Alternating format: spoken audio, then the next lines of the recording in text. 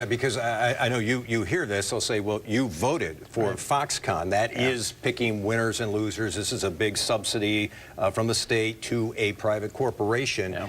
Your response is you think these are different cases? Yeah, and I made sure, I issued a statement. We were very careful with how we worded that because I wanted people to make sure they understood the difference between Foxconn, and I didn't want to get into a debate of, hey, is Foxconn good or bad?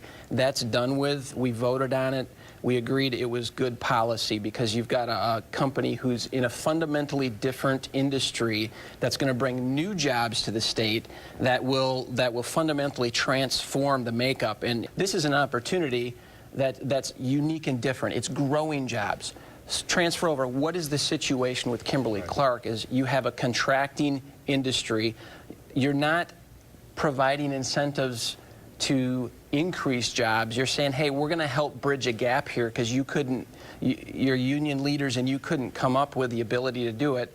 And I fundamentally disagree with the concept that they're trying to say, hey, here's a contract, and in that we're going to talk about the state and government coming in to kind of resolve what we couldn't. So you don't feel you're being inconsistent on this issue, that your concern is that Kimberly-Clark now sets a different kind of precedent, that this could be, you could have companies all around the state saying, hey, we need some help here.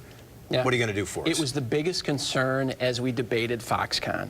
And the net impact on the economy of Kimberly-Clark staying or going will be very minimal because those workers, although it's unfortunate and you hate to see families go through this. Good jobs. There are a lot of jobs out there. And I just talked to 2 employers yesterday who said, I cannot find workers.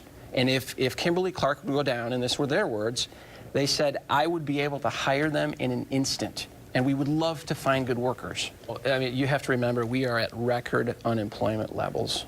Low, not high, low. We've never been at this level before. And again, go talk to any employer, and you talk to people, just regular people out there too.